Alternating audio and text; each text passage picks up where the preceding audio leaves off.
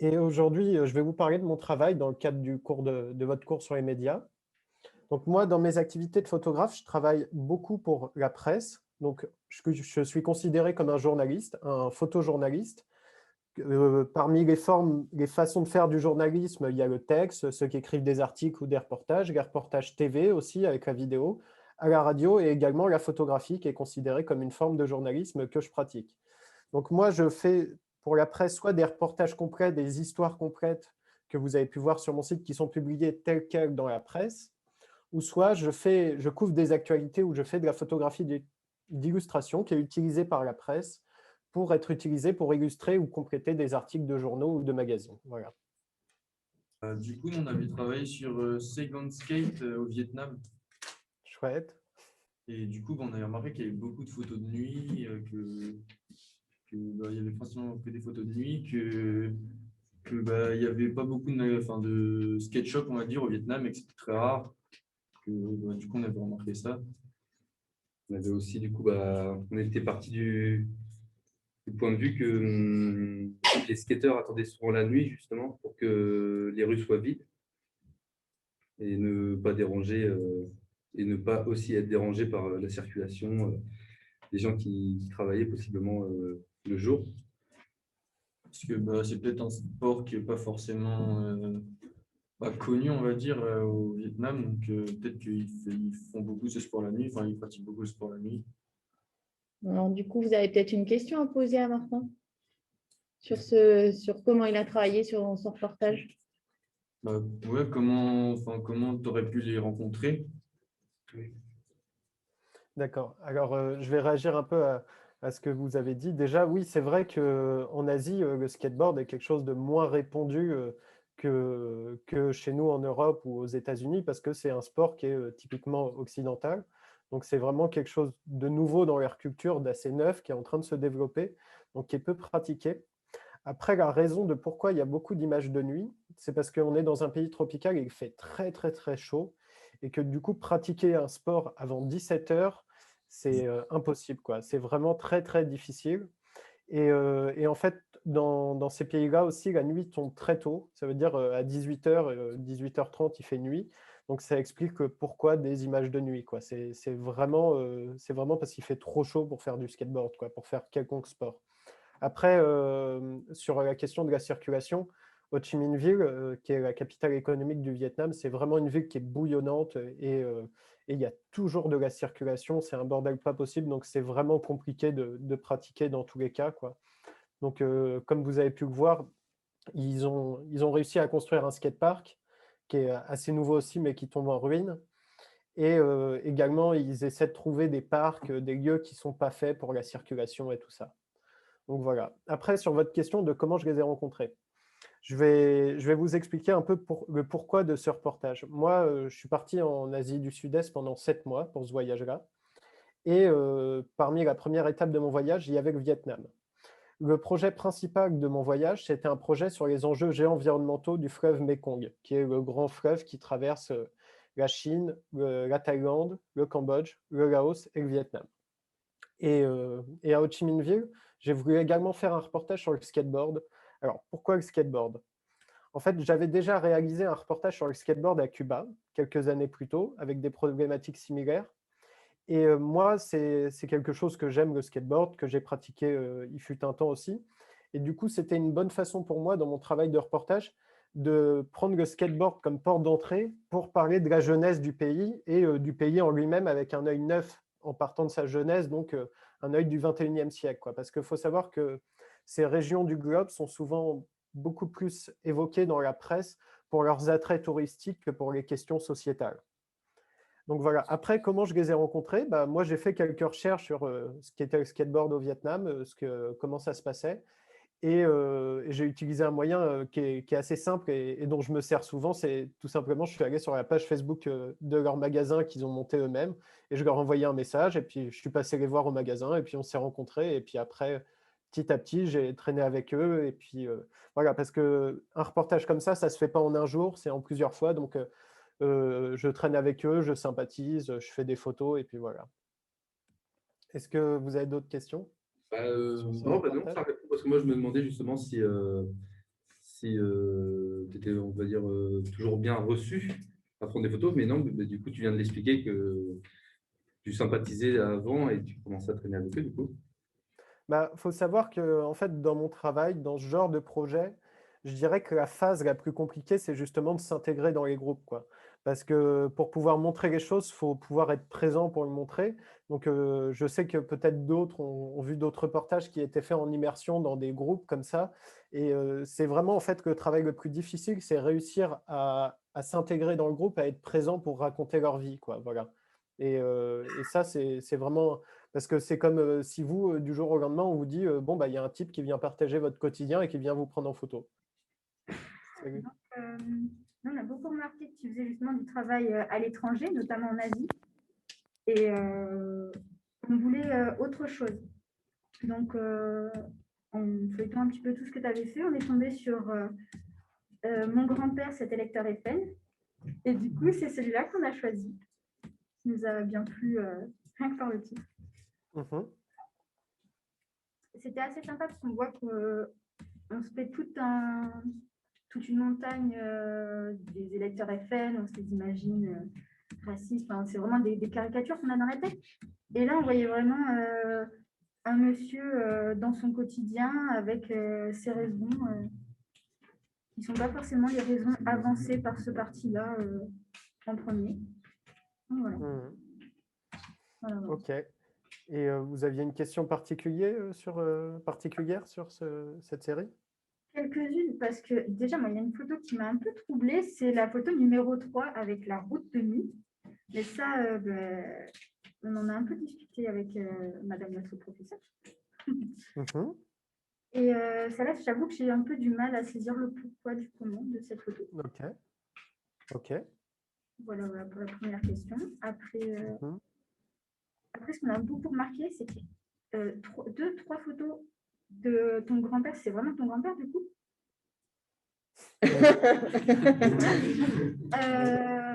qui se rasait. Et donc ça Mhm. m'a un peu interloqué pourquoi cette répétition-là aussi. Et voilà. Ok, très bien. Alors, du coup, je vais répondre un peu à tout. Je vais répondre à la première question sur, vous avez remarqué qu'il y avait beaucoup de choses à l'étranger. Faut savoir que je fais de plus en plus de choses chez moi. Faut savoir aussi que je suis souvent en Bretagne, mais là, en ce moment, j'habite à Bruxelles. Et ma petite amie habite à Amsterdam. Donc, en général, je suis souvent à l'étranger. Et voilà.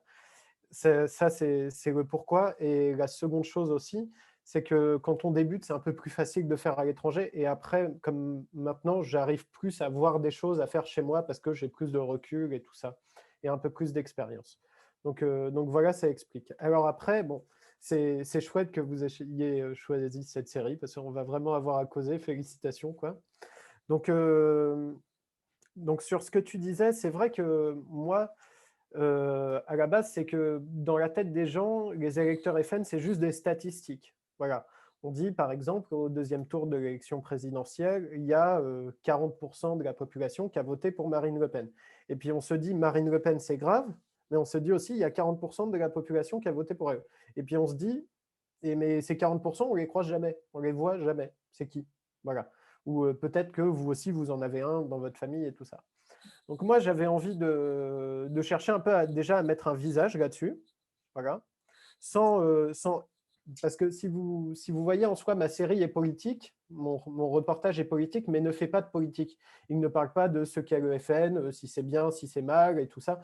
On n'en est pas là, il ne fait pas de politique. Je m'attache juste à un personnage et je raconte, quoi. Donc là, oui, c'est vraiment mon grand-père.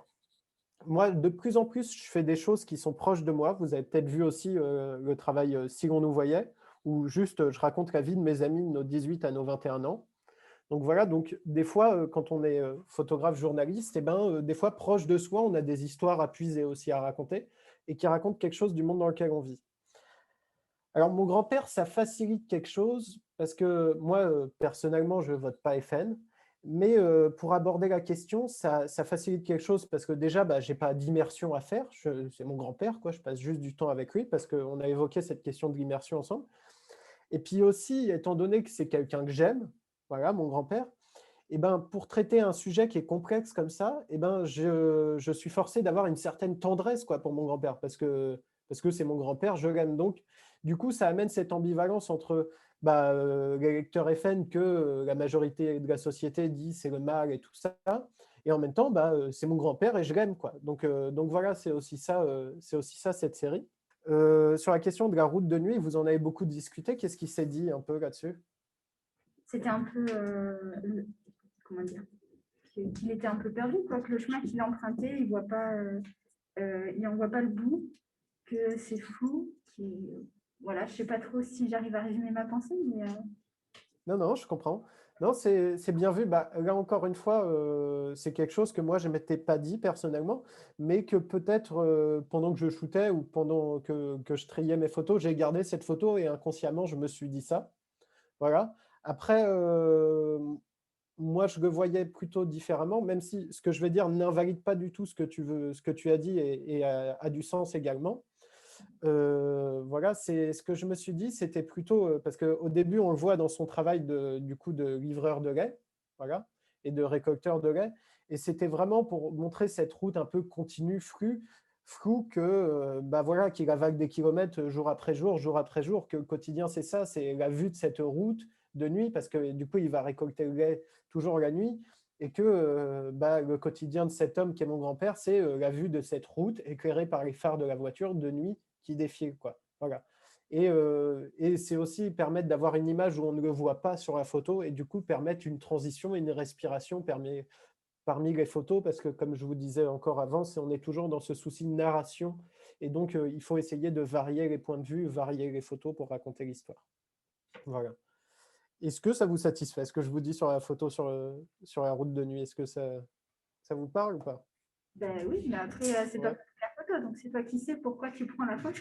Enfin, Non, pas forcément. Parce que des fois vous savez, sans me comparer, des fois, il y a des gens qui vont en dire des tonnes sur des peintures et le mec qui l'a peint, il n'aurait jamais su ça, mais ça ne veut pas dire que ce que les gens disent, c'est pas vrai, puisque c'est juste ce qu'ils ressentent en voyant la peinture et du coup, ça a du sens quand même, si ça a du sens.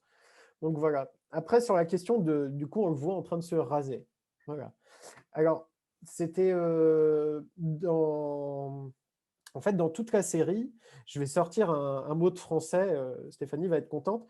Il y a un champ lexical. Est-ce que vous voyez un peu quel champ lexical on retrouve un peu quand on défile la série de photos, avec ces photos où il se rase et d'autres? moi, j'aurais dit le quotidien, mais Ouais. Je vois pas. D'accord. En fait, je vais vous le dire et vous allez me dire si ça vous parle. En fait, j'ai voulu, via les photos de la chasse avec le fusil et donc quand il se rase, j'ai voulu instaurer le champ lexical un peu de la guerre, en fait. Moi, je l'avais vu, c'est pas pour frimer, hein. Voilà. Et voilà. Et vraiment pour parler de quelqu'un qui est un peu en conflit avec la société, en guerre pour sa place, pour ses acquis, pour sa vie au quotidien. Parce que là, on va partir un peu dans de l'analyse, voilà, qui est juste mon avis. Mais ce qu'on remarque surtout chez les électeurs du Front National ou du Rassemblement National, que pour ceux, vous en avez peut-être, vous, dans votre famille, un grand-père, un oncle, en fait, c'est souvent des personnes qui déjà ne sont jamais, sont souvent des personnes de zone rurale, de campagne, qui sont très peu confrontées à l'autre, à l'étranger, à la personne qui est différente.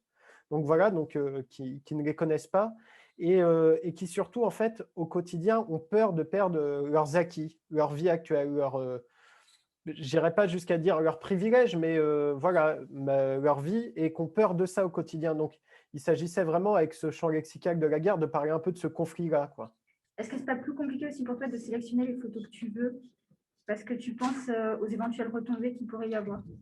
Si, souvent, on dit que le journalisme, il faut que ce soit impartial, qu'il faut que ce soit neutre et tout ça. Voilà. Alors, déjà, moi, je ne pense pas que c'est possible d'être toujours neutre, d'être toujours objectif et tout ça. Je pense que ça n'existe pas. On porte toujours un regard sur quelque chose et on se place toujours de là où on est. Par exemple, en fonction de n'importe qui va aborder un sujet, va l'aborder d'une façon ou d'une autre. même s'il essaie d'être objectif, eh ben, il aura toujours son passé à lui, où il aura grandi, avec qui, les gens qu'il aura fréquentés, ce qu'il aura vécu dans le passé, où il habite et tout ça. Donc, c'est déjà une façon de voir, quoi. Donc voilà. Et là, justement, en travaillant sur mon grand-père, eh ben, l'objectivité, elle est complètement biaisée, quoi. Et c'est assumé aussi, puisque je le dis, c'est mon grand-père, c'était lecteur FN. Si j'avais voulu jouer sur quelque chose d'objectif, j'aurais fait croire que cet homme était un homme lambda et lecteur FN dont j'ai voulu raconter la vie. Mais là vraiment, j'assume que c'est tout à fait mon regard sur mon grand-père et avec la tendresse de son petit-fils sur son grand-père. Voilà. Et on a travaillé sur Hong Kong face à la superpuissance. Ok, cool. Et du coup, on a vu déjà qu'il y avait beaucoup de photos. Il y a D'accord. Beaucoup de séries et beaucoup de photos, j'imagine. c'est coupé en plusieurs chapitres. Ouais. Et ouais, du coup, on avait 2 questions. La première, c'est pourquoi Captain America? On a vu qu'il y avait beaucoup de grenouilles, des peluches de grenouilles. Ben, c'est une très bonne question aussi, pourquoi les grenouilles et pourquoi les peluches de grenouilles. Et sinon, moi, je me permets de vous poser une question avant de répondre aux vôtres. Ça vous a inspiré quoi, ça? Qu'est-ce que vous en avez vu? Est-ce que vous connaissiez un peu la situation à Hong Kong avant de regarder? Voilà, qu'est-ce que ça vous dit, cette série, à vous? Moi, ça me parlait parce que ça a été médiatisé en même temps. Quand il y a eu les grosses émeutes, ça a été beaucoup médiatisé. Mais quand les émeutes ont commencé à se dissiper, ça s'est stoppé, on n'entendait plus parler. Alors que pour le sujet, il n'était pourtant pas clos. Et voilà. Ok. Quelque chose à rajouter, du coup? Non? Ok. Non, c'est marrant ce que tu soulèves là, parce qu'on est vraiment dans quelque chose qui est très symptomatique des médias, c'est qu'on va de l'actualité, c'est que c'est un rythme effréné, l'actualité, parce que maintenant, on a tout qui nous arrive tout de suite en information, et on peut parler de ce qui se passe dans le monde entier. Et du coup, quand les événements sont énormes, violents, massifs, on en parle. Mais et dès que c'est un peu moins gros et tout ça, on n'en parle plus. Et ce n'est pas pour autant que les questions de fond liées à la situation de Hong Kong, elles disparaissent, quoi. Les problèmes sont toujours là. Donc voilà, c'est vrai que c'est ces petites complexités du monde médiatique qu'on pourra peut-être évoquer ensemble après, justement. Alors, pourquoi Captain America, du coup? Non, c'est vraiment une très bonne question.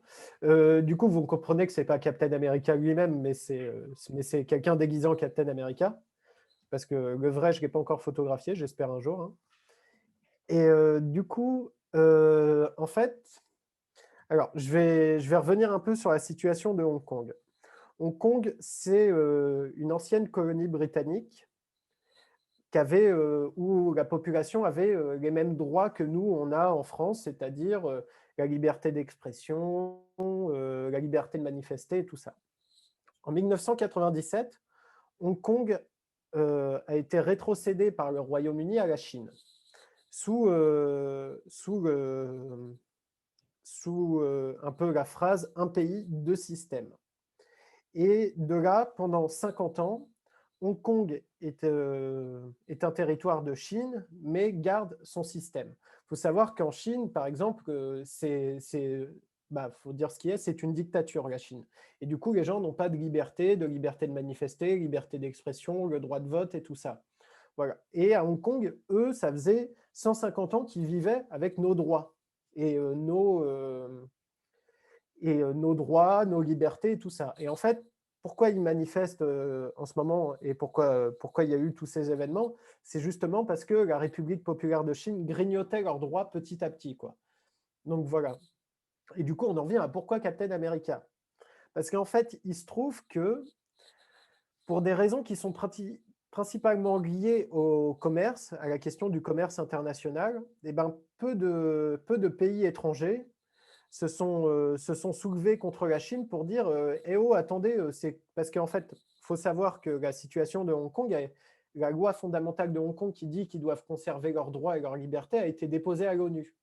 Et en fait, là, depuis ces événements, il y a peu de pays étrangers, dont la France d'ailleurs, il y en a peu qui ont dit Eh, attendez, c'est quoi ce bordel bah, vous avez des engagements auprès des Nations Unies et auprès du Royaume-Uni pour les droits et les libertés de Hong Kong. Voilà, nous, on y tient, les droits et les libertés, c'est important pour nous, donc on y tient aussi pour eux. Pourquoi vous remettez ça en question, quoi? Et en fait, il y a très peu de pays qui se sont élevés contre la Chine pour dire ça. Et la raison principale, c'est que beaucoup de pays aujourd'hui font du commerce avec la Chine et le commerce a quelque chose de politique puisque la diplomatie dépend aussi du commerce, quoi. Donc voilà, et donc c'est aussi beaucoup pour des questions économiques que peu de gens se sont élevés face à la Chine. Et on revoit encore ça aujourd'hui sur la question des Ouïghours, dont vous devez peut-être entendre parler aussi, la question des Ouïghours. Et c'est aussi pour ça qu'il y a peu de grands dirigeants occidentaux qui disent Eh, attention, c'est quoi ce bordel avec les Ouïghours? Vous êtes en train de faire un génocide, des camps comme ça, c'est quoi ce bordel, quoi? Il y a peu de gens qui le disent. Et en fait, à cette époque, le seul qui a dit quelque chose, et c'est curieux, c'est Donald Trump, en fait. C'est une des seules grandes puissances, les États-Unis à l'époque, qui, via Donald Trump, qui a dit attention, c'est quoi ce bordel à Hong Kong, quoi. Et du coup, en fait, les jeunes manifestants hongkongais se sont vus vachement soutenus par les États-Unis, quoi, et se sont vachement identifiés aux États-Unis. Et c'est pour ça qu'on revoit souvent des drapeaux des États-Unis, justement. Et d'où il y a quelqu'un, du coup, dans la manifestation qui a voulu pousser plus loin le rapport aux États-Unis et n'est pas venu avec un simple drapeau, mais c'était complètement déguisé en Captain America, quoi. Voilà. Voilà pourquoi Captain America. La seconde question, c'était pourquoi les grenouilles? C'est marrant, les grenouilles, c'est un peu similaire. En fait, c'est devenu un symbole en fait, de leur mouvement, ces grenouilles-là. Et en fait, faut savoir que quand on est un jeune Hongkongais, on voit la politique d'une façon complètement différente que nous, on peut la voir, quoi. C'est vraiment un prisme qui est autre. Déjà, il faut savoir que nous, notre culture de société et notre culture politique, elle est héritée des philosophes grecs et tout ça, de l'Antiquité, des premières démocraties en Grèce antique, alors que eux, ça vient plus de Confucius et d'autres pensées comme ça, quoi. Et aussi du bouddhisme et tout ça. Donc, c'est vraiment deux façons de voir les choses. Et en fait, nous, notre façon dont on va lire certaines choses dans notre société, par exemple, dont on va voir Donald Trump, eh ben, eux, ils vont le voir d'une façon complètement différente. Parce que nous, Donald Trump, on va le voir en se disant c'est quelqu'un d'extrême droite et tout ça. Voilà, on l'identifie du coup à notre extrême droite à nous. Eux, ce qu'ils voient juste, c'est un type de loin qui a accepté de les soutenir publiquement et qui est le président de la première puissance mondiale, quoi. Et en fait, du coup, la grenouille, ils en ont fait un symbole de leur mouvement, mais à la base, c'est le symbole, à confirmer parce que j'ai vraiment peur de dire une connerie, mais en tout cas, c'est ce qu'on m'avait dit là-bas. Mais c'est un symbole aussi d'extrême droite aux États-Unis, quoi, qui se sont appropriés pour en faire un de leurs emblèmes. Alors, il faut savoir que les militants hongkongais ne sont pas du tout d'extrême droite, hein, mais c'est juste, c'est une autre façon de lire, et puis ils se sont dit, les grenouilles, c'est cool, on s'en empare, et voilà, et on en fait un truc pour nous. Alors maintenant, je pense qu'à l'échelle du monde, c'est beaucoup plus identifié comme un symbole du mouvement pro-démocratie à Hong Kong que d'un symbole d'extrême droite aux États-Unis. Voilà. Est-ce que vous aviez d'autres questions sur Hong Kong, sur tout ce travail? En revoyant la série défilée, c'est justement les camps pour les Ouïghours. On en a entendu parler assez tardivement par rapport aux manifestations, j'ai l'impression. Alors que sur les photos, on peut voir que déjà, ils protestaient contre. Donc, quand tu dis que l'information elle circule rapidement, j'ai l'impression que c'est pas toutes les informations. En fait, moi, la question des Ouïghours, je pense que j'en entends parler quand même depuis maintenant 1 an et demi, 2 ans. Hein. Pour moi, c'est pas quelque chose qui est assez nouveau. Pour moi, je sais pas vous, toi, Stéphanie. Moi, je dirais qu'on en entend parler, mais pas dans tous les médias et peut-être pas dans les médias les plus prisés du grand public. En fait, moi, je pense qu'on en entend parler partout. Après, c'est sûr que aujourd'hui, nos médias français sont très franco-français. Ça veut dire qu'ils parlent beaucoup de la France. Donc là, quand vous ouvrez quand vous avez le JT à la télé, c'est toujours le coronavirus en France, machin et tout. Et voilà. Et c'est vrai que c'est très franco-français. Et justement, dans la presse d'autres pays qui est moins centrée sur elle-même, et ben, qui est ou des pays qui sont moins centrés sur eux-mêmes d'ailleurs, et ben, on en parle beaucoup plus de ces questions internationales comme celle des Ouïghours parce que ça fait partie des grandes questions géopolitiques. Donc voilà, pour moi, c'est quelque chose dont on parle, mais après, c'est vrai que les médias n'en parlent pas énormément parce que si à chaque fois je sais pas, moi, c'est des questions qui comptent pour moi et qui m'intéressent parce qu'on en parle et toutes les questions liées à la Chine et aux enjeux de l'Asie m'intéressent. Mais voilà, les médias en fait se disent que c'est plus important de parler des chiffres des coronavirus, en gros de ce qui se passe chez nous, quoi, avant tout, quoi. Voilà. Ok. C'est dommage, non? Ouais.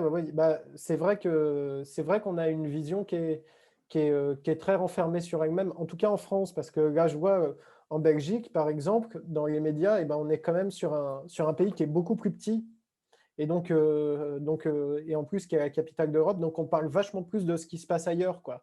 Et voilà, et des fois, c'est même l'actualité française qui va faire la une de ce qui se passe en Belgique, quoi, ou l'actualité allemande et vice-versa, quoi.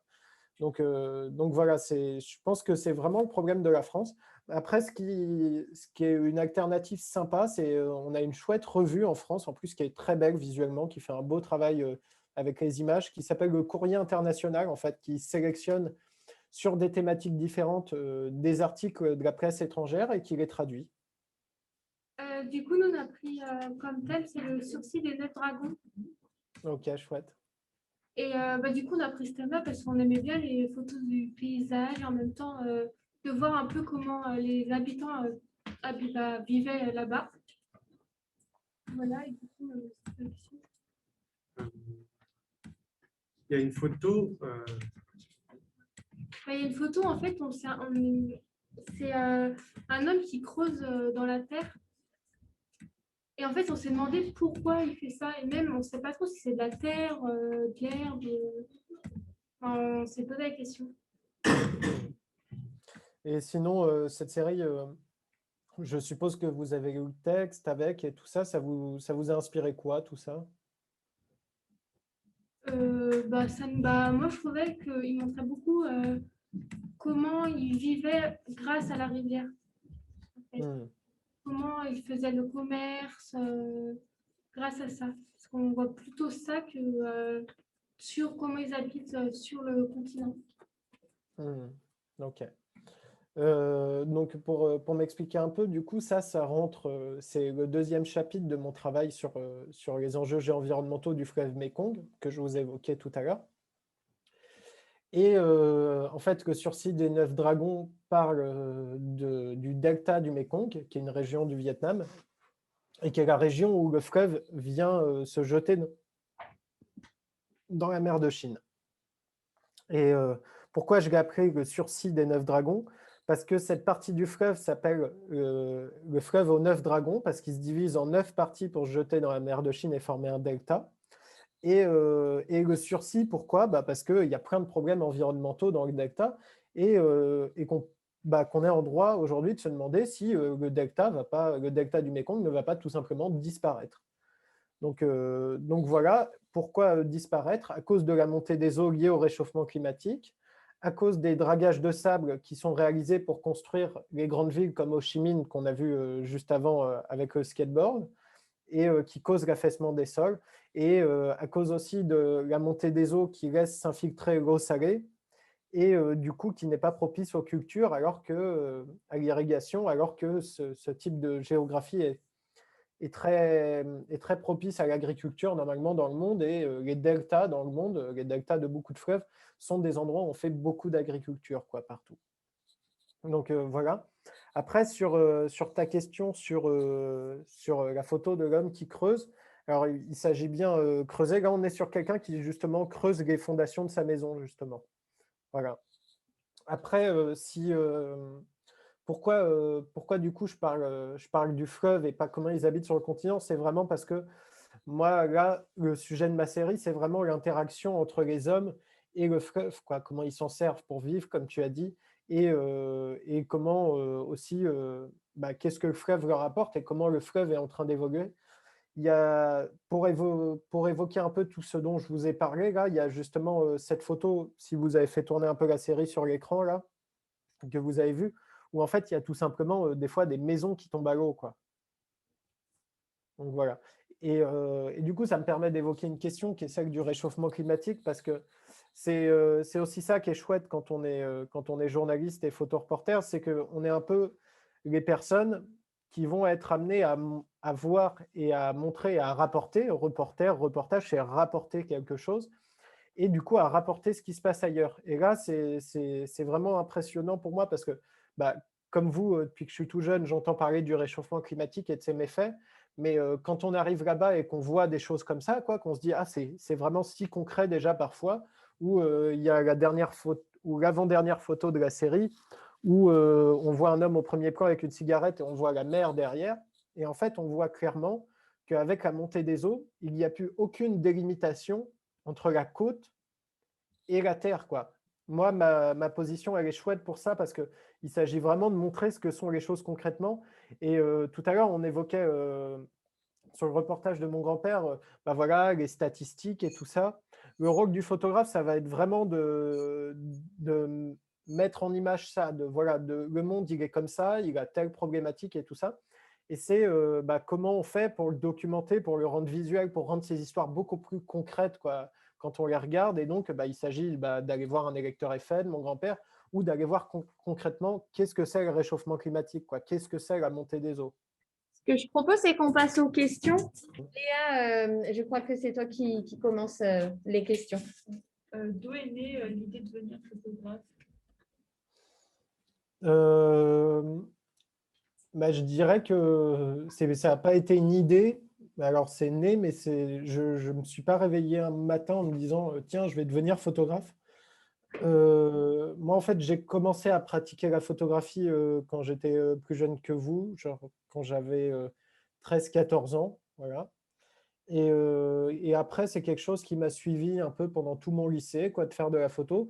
Donc, je faisais déjà beaucoup de photos au skatepark, en fait, de photos de mes amis. Donc, voilà, donc en fait, c'est pour ça qu'on retrouve après le skateboard dans ma pratique professionnelle. Donc voilà, et beaucoup de photos de mes amis et puis des vacances. Ça, jusqu'à ce moment-là, ça n'avait pas vraiment d'intérêt particulier ce que je photographiais, mais au moins j'apprenais, je travaillais un peu et tout ça, quoi. Je pratiquais. Et puis en fait, petit à petit, c'est devenu assez important pour moi. Et en fait, quand je suis arrivé à mes 18 ans, à mes 17 ans, quand j'étais en terminale, je ne savais vraiment pas trop quoi faire de ma vie. Voilà. Et vraiment, il n'y avait rien qui me disait, à part la photographie qui était devenue ma passion principale, quoi. Mais je ne savais pas encore là où ça allait me mener et tout ça. Et du coup, je suis allé en école de photographie. Donc, par rapport à la maturité que j'avais à l'époque, c'était bien parce que ça m'a permis de continuer à évoluer dans un cadre. Et là, ça a été assez efficace parce que du coup, à l'école, j'ai compris ce qu'était concrètement le métier et concrètement le métier de photographe et de photojournaliste, parce qu'il faut savoir aussi que j'ai une activité moins, qui me prend moins de temps, mais c'est quand même une partie de mon activité, qui est de photographe pur, où en fait je fais des photos de communication pour des entreprises. Je ne fais pas de photos de mariage et de photos pour des particuliers ou de portraits comme ça, mais il m'arrive de faire des photos de communication pour des entreprises parce que ça reste un métier qui est aujourd'hui quand même un peu compliqué, donc je suis obligé, moi, de diversifier, de faire un peu de tout, quoi. Donc l'école de photographie m'a permis ça, mais c'est surtout en fait sur le reportage et tout ça et sur le journalisme, en fait, quand j'étais à l'école de photographie et que j'entendais parler mon professeur de reportage, j'étais là, ah mais c'est trop chouette, à moi je veux absolument faire ça. J'étais super motivé, quoi. Vraiment, ça m'a ouvert les yeux et quand j'ai commencé à pratiquer, en fait, je me suis rendu compte de la force de la chose, quoi. De se dire, tiens, c'est chouette, ça me permet moi de porter un regard sur le monde dans lequel on vit, voilà, de pouvoir m'exprimer via quelque chose parce que j'avais trouvé un médium pour ça. Et voilà. Et aussi, alors du coup, pour me lancer dans la photographie, en fait, à la première année le premier été entre ma première année et ma deuxième année d'école de photographie, je suis parti aux Philippines faire un reportage sur le volcan Mayon. Je sais que certains ont travaillé dessus, justement, sur le mont Mayon, qui est le volcan le plus actif des Philippines, et sur les gens qui vivent autour et qui sont évacués et qui vivent dans une zone à risque. Et pour ça, je l'avais financé avec les bourses et initiatives jeunes de la ville de Rennes. Il faut savoir que, en fait, d'ailleurs, je le glisse au passage parce que c'est chouette pour vous, mais il faut savoir que quand on a votre âge et notre âge, quoi, eh ben, c'est possible de demander des fonds à la mairie. Vous pouvez à la mairie de Dinan, ou moi c'était la ville de Rennes à l'époque, pour un projet, quoi. Si vous voulez faire un projet culturel, un projet de voyage qui a du sens. Donc voilà, donc moi, c'est les bourses à initiative jeunes de la ville de Rennes qui m'ont financé. Et, et de là, eh ben, ça m'a permis de partir. Et en fait, de ce reportage, eh ben, après, ça a été un peu la boule de neige. J'ai fait d'autres projets ensuite qui ont fonctionné.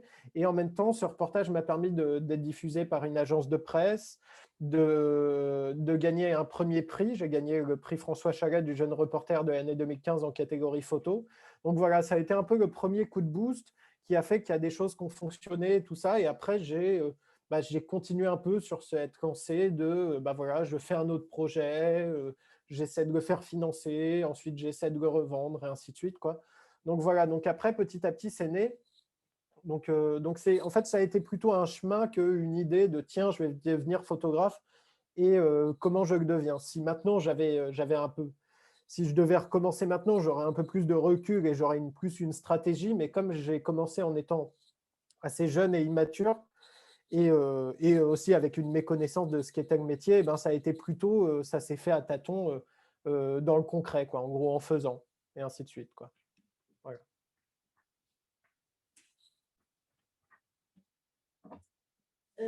Qu'est-ce qui t'attire dans la photographie? Bah, ouais, j'ai déjà un peu répondu à ça, mais voilà, il y a vraiment deux choses principales, trois choses, allez. La première, c'est déjà, j'aime la photographie en tant qu'art, quoi. J'aime l'image, j'aime l'idée de pouvoir être créatif avec les images, tout simplement, comme certains aimeraient dessiner ou créer de la musique ou écrire. Ensuite, ce qui est chouette avec la photographie telle que je la pratique, c'est qu'elle me permet de voir plein de choses différentes. Donc voilà, que ce soit des voyages à l'étranger, ou là, par exemple, en ce moment, je suis à Bruxelles et je couvre les affaires européennes. Donc, je suis souvent au Parlement européen, à la Commission européenne. Avant, j'ai été un peu à Paris, j'étais à l'Élysée et tout ça. En fait, c'est des choses que si j'ai jamais fait ce métier, je n'aurais jamais vu, quoi.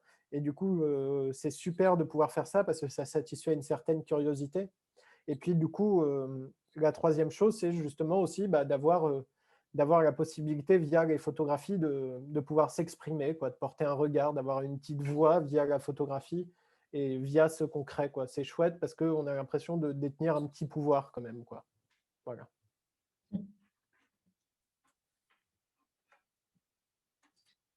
Et du coup, on se demandait si tu avais le droit de refuser des sujets. De refuser des sujets.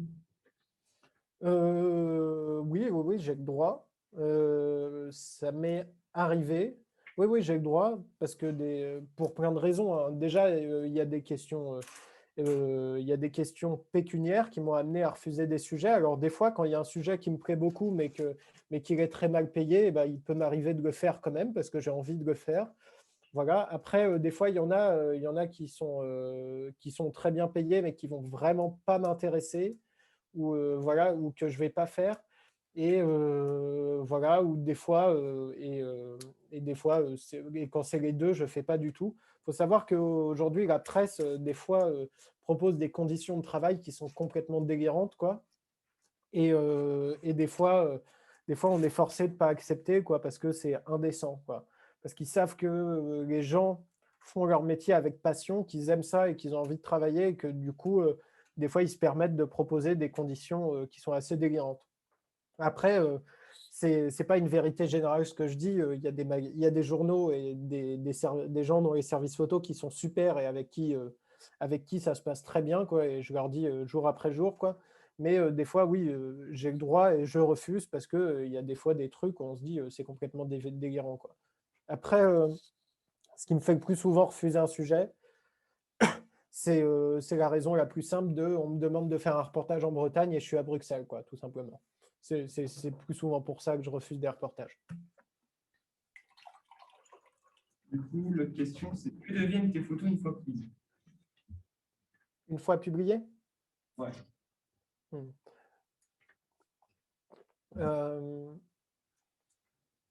Moi, j'essaie de faire en sorte que… c'est aussi ça, des fois, qui va me forcer à accepter ou refuser un reportage. J'essaie de faire en sorte que quand je fais un travail, les photos, elles vont durer le plus longtemps possible.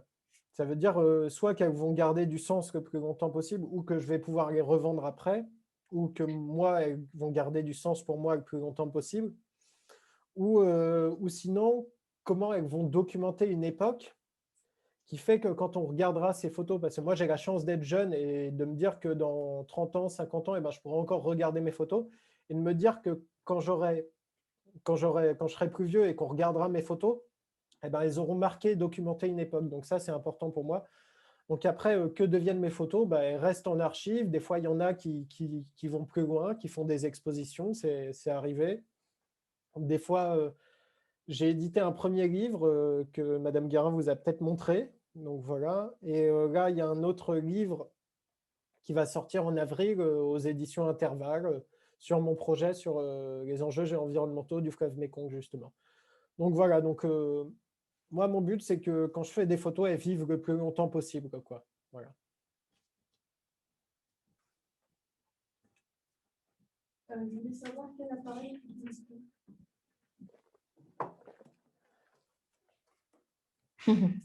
Voilà. Il est tout petit, c'est Fujifilm. Voilà, c'est un X-T4, donc il est tout petit, il est super. Et moi, c'est un super outil pour moi, parce qu'au moins, quand je sors, je ne me pose pas la question de si je prends l'appareil photo ou pas. Je le prends, c'est tout. Parce qu'il est tout petit, il est discret, je peux le mettre sous le manteau et tout ça. Et voilà. Après, avant, j'avais plus de matériel, j'avais des plus gros matériels. J'en ai aussi un deuxième qui me sert quand je fais de la politique, parce que ça, c'est un objectif qui est un peu plus large, qui fait des images plus larges, et ça me permet d'avoir un zoom en même temps. Parce que des fois, je suis sur des laps de temps qui sont très courts et je n'ai pas le temps de changer d'objectif et tout ça, et j'ai besoin de faire des images différentes, quoi. Donc voilà. Pourquoi j'ai du petit matériel? Avant, j'étais chez Canon et en fait, les choses sont bien faites pour les fabricants parce qu'à partir du moment où on commence à avoir du matériel d'une marque, on rachète toujours le même matériel parce qu'on a les objectifs et on veut qu'ils soient compatibles et tout ça. Mais c'est vrai que Canon, c'était volumineux et tout. Et il y a 1 an et demi de ça, dans le train, je me suis fait tout voler en fait. Et du coup, ça m'a poussé un peu à repenser mon matériel et c'est pour ça que je suis passé chez Fujifilm en fait. Voilà. Te renseignes-tu beaucoup avant tes prises de vue? Oui, beaucoup. J'essaie de faire de mon mieux pour ça. Après, il y a toujours des choses qu'on ne sait pas, quoi, qui sont passées à la trappe, mais c'est important en fait justement, celui qui m'a enseigné le photoreportage me disait tout le temps que pour faire ça, qu'il y avait quelque chose qui était aussi important que l'appareil photo, c'était la carte de bibliothèque, qu'il me disait. Et en fait, c'est vrai que ça impose en général, déjà, avant même de se poser la question de faire des reportages, pour trouver les sujets de reportage et ce qui fait sens dans le monde d'aujourd'hui, ça impose quand même de se forcer à avoir une bonne culture générale, de savoir un peu ce qui se passe dans le monde en ce moment, de s'y intéresser et tout ça. Et voilà. Et après, avant de faire un sujet, oui, si je veux, des fois, en plus, je suis obligé, je fais le texte aussi, ou au moins des légendes qui sont assez construites pour mes photos, quoi. Donc ça suppose de bien connaître au début. Et puis même, pour bien connaître faut bien connaître la situation qu'on photographie ou la situation qui est en tout cas qui sous-tend tout le sujet de reportage, parce que c'est comme ça qu'on va mettre du sens dans les images en fait. Voilà. Tes photos sont-elles retouchées? C'est oui, comment? Oui, elles sont retouchées. Elles sont retouchées de la même façon que comment elles auraient été retouchées à l'époque où on faisait de la photographie avec des pellicules en argentique. Donc voilà, c'est quelque chose qui est relativement assez simple. En fait, je ne sais même pas si le mot retouche et approprié, on dirait plus traitement, quoi. Parce que jamais j'enlève un élément de la photographie, par exemple. Jamais, ou jamais je maigris quelqu'un ou tout ça. Sauf, excepté quand je fais du travail de communication, mais là, on n'est plus dans un travail journalistique. Mais non, globalement, parce que je vous disais, le plus important pour moi, et pour la presse, c'est que je raconte pas de conneries, quoi. Et si d'une photo, j'enlève un élément, bah, je raconte des conneries, quoi, parce que c'était pas comme ça. Donc voilà, donc non, je traite un peu la lumière, ce qu'on appelle l'exposition, les contrastes et des fois un peu la température des couleurs et la saturation. Voilà. Comment trouves-tu tes idées de sujets? Bah, c'est assez varié. Bah, des fois, ça me tombe dessus. Je suis en train de lire un journal ou je suis en train de me balader des fois sur Facebook où je regarde des documentaires et puis il y a quelque chose où je me dis, tiens, c'est intéressant et puis je vais creuser et puis je vais tomber sur d'autres choses intéressantes et tout ça. Et ainsi de suite, je vais faire. Donc voilà, donc et puis, ou des fois, c'est des choses qui sont très proches de moi. Je passe devant un truc, je dis, ah, ça serait intéressant ça. Puis je vais faire un reportage là-dessus, quoi. Ou des fois, c'est juste mon quotidien quand je commence à travailler sur mes amis, sur mon grand-père, quoi. C'est vraiment les choses qui m'entourent. Et donc voilà, donc ce que je vous disais encore avant, ça pousse vraiment à avoir une certaine culture générale, à s'intéresser à ce qui se passe autour de nous pour trouver les sujets et pour pouvoir le raconter, quoi. Voilà. Après, pour être concret, par exemple, comment j'ai trouvé, par exemple, le reportage sur la communauté autosuffisante en Centre-Bretagne, là, l'Oasis Karianic, eh ben, je me baladais sur Facebook et puis j'ai vu un petit article dessus qui était en quelques lignes, qui expliquait ce que c'était. Et j'ai passé un coup de téléphone, j'ai dit, je suis intéressé pour faire un reportage photo, est-ce que je peux passer vous voir pour qu'on en discute? Je suis passé 2 jours, on en a discuté. Et puis après, je suis revenu 2 semaines et j'ai fait le reportage, quoi. Voilà.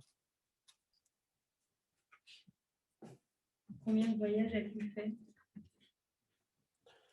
Eh ben, pas énormément non plus pour le travail. Depuis que je suis photographe, il y a eu le voyage aux Philippines, le voyage à Cuba, le gros voyage en Asie et le voyage à Hong Kong. Donc ça fait 4 gros voyages. Mais après, comme je disais, des fois, je fais des trucs chouettes en Bretagne et j'ai l'impression de faire un super voyage, quoi. Voilà. Par exemple, je vous ai parlé de la communauté autosuffisante, mais l'été dernier, je suis parti une journée sur un bateau avec des pêcheurs, quoi. Et ben, pour moi, c'était un super voyage, quoi, parce que je me retrouvais aussi dans un univers que je connaissais pas du tout et tout ça. Donc ça, c'était un voyage pour moi, quoi. Ou sinon, par exemple, il y a 1 an et demi de ça, il y a un magazine qui s'appelle Trax Magazine qui m'a envoyé dans la Creuse, alors en plus couvrir le Technival, donc la grosse rave party où ils se réunissent et puis ils préviennent juste la veille au soir où est le lieu, quoi. Et moi, du jour au lendemain, eh ben, on m'a mis dans un train pour Paris. Ensuite, avec le journaliste, on avait une voiture de location et on est parti dans la Creuse couvrir le Technival pendant 2 jours. Et donc, moi, j'arrive dans un endroit qui n'est pas du tout le mien, quoi, avec des gens qui écoutent de la musique à fond, où ça fait boum boum, où c'est un peu le bordel. En plus, il s'est mis à neiger au mois de mai et tout ça. Et voilà. Et puis moi, je suis rentré de là. Et oui, j'avais l'impression de faire un voyage, quoi, parce que j'avais fait vraiment, voilà, j'avais été dans un endroit, bah voilà, c'était aussi une grande découverte. C'était plein de surprises et tout ça aussi, quoi. Des fois, en fait, le sentiment qu'on a quand on est en voyage d'arriver dans un endroit qu'on ne connaît pas, d'être déboussolé et de devoir chercher ses repères et tout ça, et ben on n'a pas besoin d'aller très loin pour le faire, quoi. Il y a plein de choses qui peuvent nous sortir de notre zone de confort ici aussi et pas très loin non plus, quoi. Voilà. Demandes-tu l'accord des gens que tu photographies? Alors, il arrive que des fois, je fais des photos dans la rue à la volée où je ne demande pas l'accord. Mais sinon, globalement, dans la majorité des sujets que vous voyez, bah, les gens, ils savent que je suis là, quoi. Voilà. Ils savent que je suis là, je ne suis pas arrivé par hasard, donc ils sont au courant, quoi. Après, je ne leur dis pas est-ce que je peux te prendre en photo, je leur dis bonjour, est-ce que je peux venir faire des photos, quoi. Voilà. Puis après, ça se passe. Mais c'est vrai que pour répondre concrètement à ta question, est-ce que je demande l'accord pour faire des photos? Eh bien, très rarement, en fait. Vraiment très, très rarement, parce que j'ai remarqué que quand je demandais aux gens « est-ce que je peux vous prendre en photo ?» eh ben, des fois, ils réfléchissent et spontanément, ils vont dire non. Spontanément, ils disent plus facilement non à cette question-là que oui. Alors que quand je ne demande pas et que je fais les photos et qu'après je dis j'espère que ça ne vous a pas dérangé, ben, ils disent non, non, ça va. Donc voilà. Et j'ai remarqué que même dans plein de choses dans ma vie de photojournalisme ou dans ma vie en général, quand je demande la permission, eh ben, j'ai beaucoup plus de chances que ça foire que si je dois demander pardon après. Donc j'ai plus tendance à demander pardon qu'à demander la permission. Et tu leur as donné une leçon de vie, en fait. Ah bah, non, mais si on veut partir sur la leçon de vie, non, je ne vais pas faire une leçon de vie. Mais c'est vrai qu'en général, si moi je vois au quotidien sur plein de choses que si je dis est-ce que j'ai le droit, les gens par facilité ou même parce qu'ils vont se poser la question, ils vont me dire non. Alors que là, moi je le vois des fois avec la politique dans les institutions européennes, là, des fois les gens ils sont un peu bornés, si tu demandes spontanément, ils disent non. Alors que des fois j'y vais, je fais les images et puis je demande rien à personne et je ressors et j'ai fait les photos. Des fois je savais que je n'avais pas le droit, mais je l'ai fait.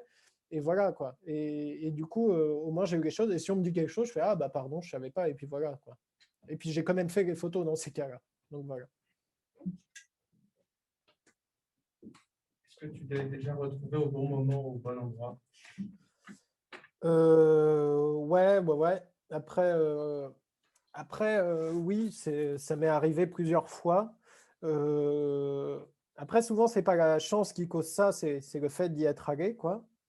Alors après, il y a des moments où c'est arrivé plus que d'autres, quoi. Il y a des fois où on a vraiment l'impression que les planètes s'alignent et on y est et on fait des images qui sont assez folles parce qu'il y a tout, il y a le fond de l'image, quoi. Il y a le sens qu'elle a, en même temps, il y a la forme qui vient se rajouter, il y a une super lumière qui arrive, il y a l'action, tout est là. Donc ouais, des fois, il y a ce petit bon moment, il y a ce petit bon endroit au bon moment, quoi. Puis des fois, il y a le bon endroit au bon moment où il se passe un truc qui dure que quelques secondes et j'ai la chance d'y être et que j'ai la chance d'être assez détendu face à l'événement pour réussir à la voir. Et il y a cette image qui a été assez marquante.